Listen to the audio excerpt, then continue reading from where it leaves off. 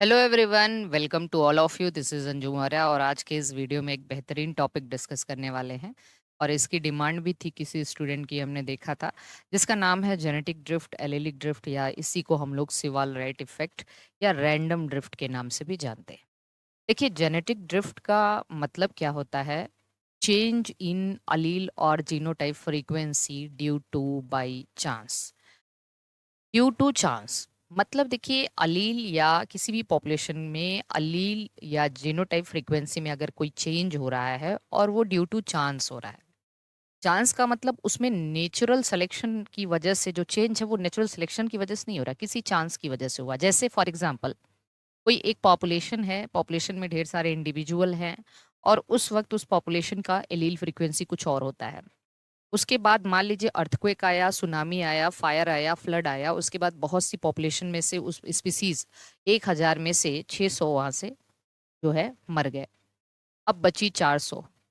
400 जो भी स्पीसीज वहां पे बचे, 400 मेंबर्स बचे, तो 400 मेंबर्स में से अब पहले 1,000 थे, वहां अलील फ्रीक्वेंसी अलग थी। अब 400 है, यहाँ पे अलील फ्रीक्वेंसी चेंज हो जाएगी। ये चेंज जो है वो चांस की वजह से हुआ है, नेचुरल सिलेक्शन की वजह से नहीं हुआ है।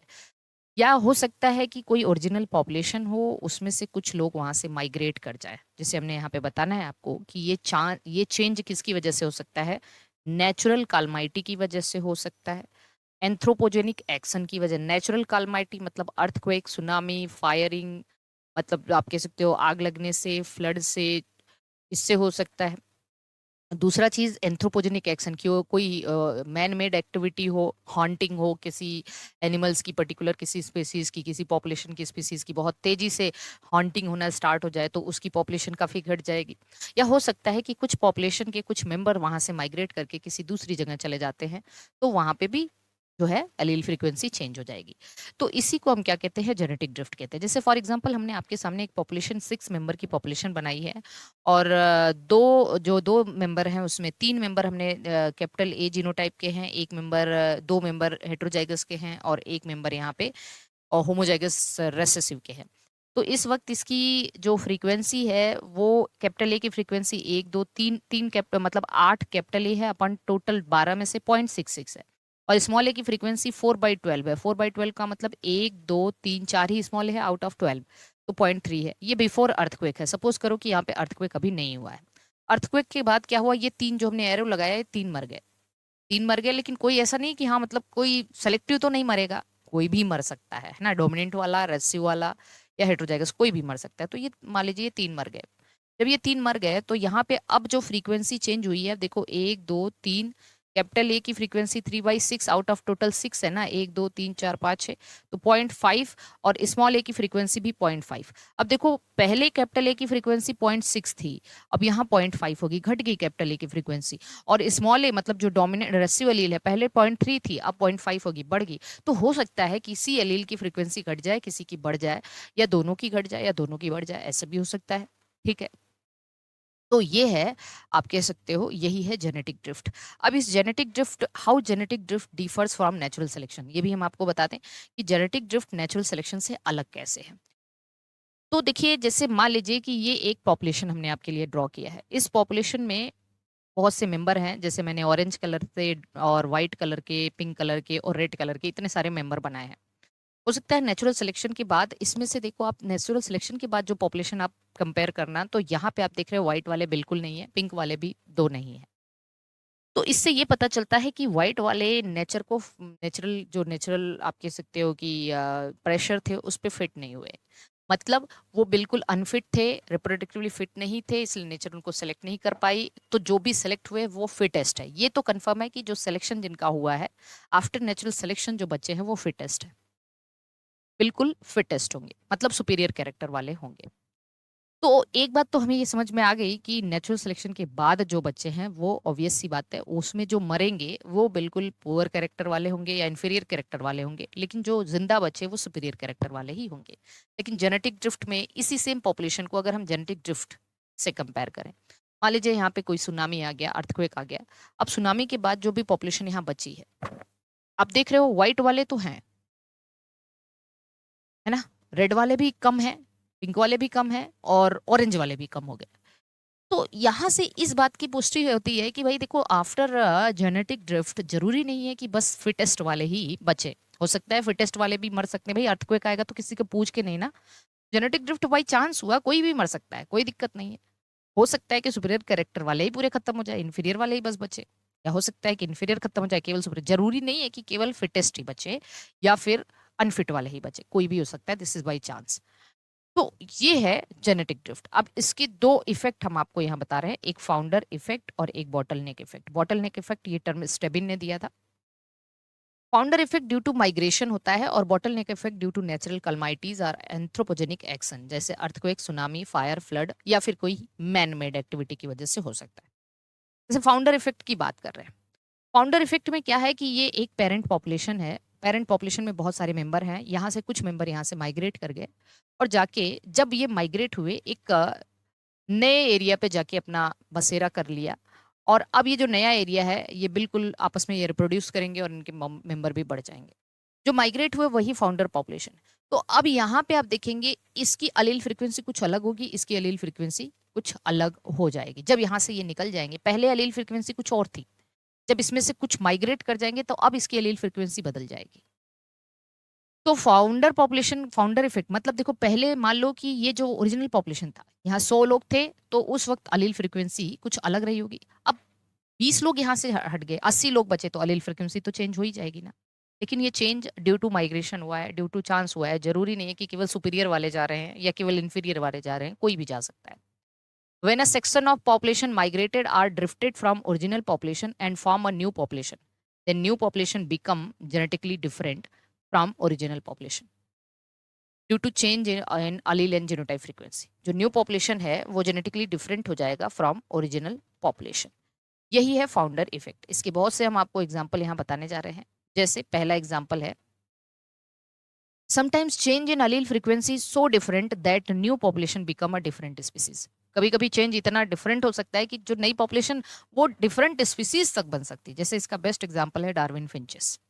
डार्विन फिंचेस गैलापागोस आइलैंड पे डार्विन ने देखा था कि एक सीड ईटिंग बर्ड से बहुत सी स्पीसीज उसी वह सेम स्पीसीज से बहुत इवॉल्व होके बहुत सी स्पीसीज डिफरेंट डिफरेंट आइलैंड पे जाके बस गए और फिर वो अलग अलग स्पीसीज तक बन गई, उनकी बीक पैटर्न चेंज हो गया।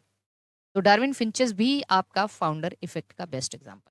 हमने यहाँ पे लिखा है डार्विन फिंचेस किन किन, जैसे एक डेटा दिया है, एडाप्टिव रेडिएशन का एग्जांपल है, डाइवर्जेंट इवोल्यूशन का, माइक्रो एवोल्यूशन का, डिसरप्टिव नेचुरल सिलेक्शन का, फाउंडर इफेक्ट का, बायोजियोग्राफिकल एविडेंस का। इन सब का एग्जाम्पल भी है डार्विन फिंचेस। दूसरा एग्जाम्पल है रेटिनाइटिस पिगमेंटोसा। रेटिनाइटिस पिगमेंटोसा एक ऐसा डिसऑर्डर होता है कि जिन व्यक्ति को ये डिजीज होता है उनके जो आईज हैं उनमें जो व्हाइट कलर के आपको जो पोर्शन दिखते हैं आईज में, उस पे पिंक कलर के पिगमेंट पिगमेंट हो जाते हैं, जिससे वो व्यक्ति देखने में काफी डरावना लगता है। ब्रिटिश कॉलोनी में एक कॉलोनी थी, ब्रिटिश कॉलोनी थी, जिसमें 4% को राइनाइटिस रेटिनाइटिस पिगमेंटोसा और 9 लोग कैरियर थे। तो वहां पे इसे बोला गया कि भाई देखो, आप जो है आपको ये पॉपुलेशन छोड़ के जाना पड़ेगा क्योंकि आप देखने में बहुत भयानक लगते हो और एक बहुत ही मतलब आप कह सकते हो कि हमारे साथ आपको नहीं रहना चाहिए। तो ये लोग वहां से मूव कर गए और मूव करके टिट्सन डा कुन्हा आइलैंड पे जाके बस गए। तो अब देखो, इसके पहले अलील फ्रीक्वेंसी कुछ और रही होगी, इनके मूव करने के बाद अलील फ्रीक्वेंसी कुछ और, अब जाके उस आइलैंड पे अपना ये लोग आपस में रिप्रोड्यूस करके अपने मेंबर्स बढ़ाए, नई पॉपुलेशन। हाँ, लेकिन नई पॉपुलेशन में इस डिजीज की संभावनाएं और ज्यादा हो गई, डिजीज और ज्यादा हो गए। तो ये है फाउंडर इफेक्ट। जब कोई मतलब छोटी पॉपुलेशन, मतलब कोई ओरिजिनल पॉपुलेशन से कुछ लोग मूव कर जाते हैं, माइग्रेट कर जाते हैं और जाके वो अपना नया पॉपुलेशन बना लेते हैं, इसको हम फाउंडर इफेक्ट के। बॉटल इफेक्ट किसको कहा जाता है? अकर्स ड्यू टू नेचुरल कलमाइटी या ड्यू टू एंथ्रोपोजेनिक एक्शन। कोई नेचुरल कलमाइटी या एंथ्रोपोजेनिक एक्शन की वजह से कोई पॉपुलेशन बिल्कुल रिड्यूस्ड हो जाए, बिल्कुल कम हो जाए।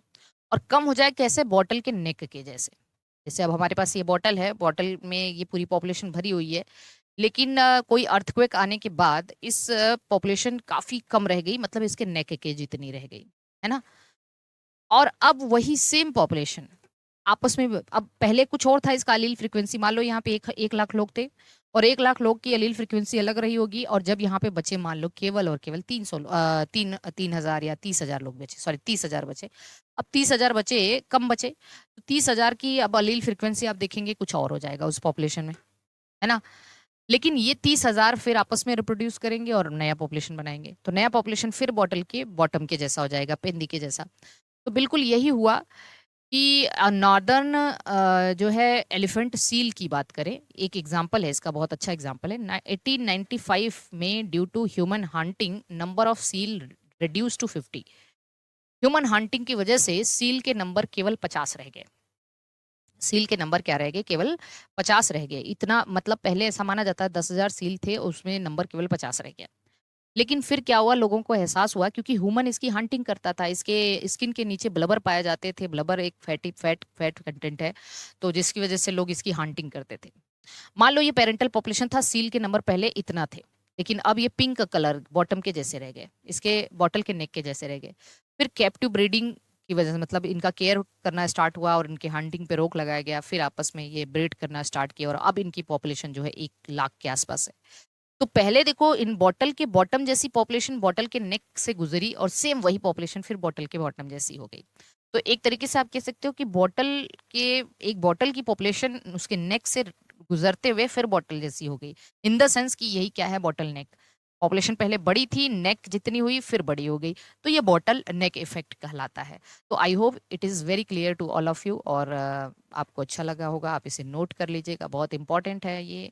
बाकी अगर आप मेरा हार्डी विनबर्ग इक्विलिब्रियम का वीडियो देखना चाहते हैं तो चंद्रा क्लासेस प्रयागराज पे हमने लाइव सेशन इसका लिया हुआ है, हार्डी विनबर्ग इक्विलिब्रियम का। Chandra classes Prayagraj YouTube channel, मेरा नाम डालेंगे तो आ जाएगा, मेरे नाम से हार्डी विनबर्ग इक्विलिब्रियम डालेंगे तो भी आ जाएगा।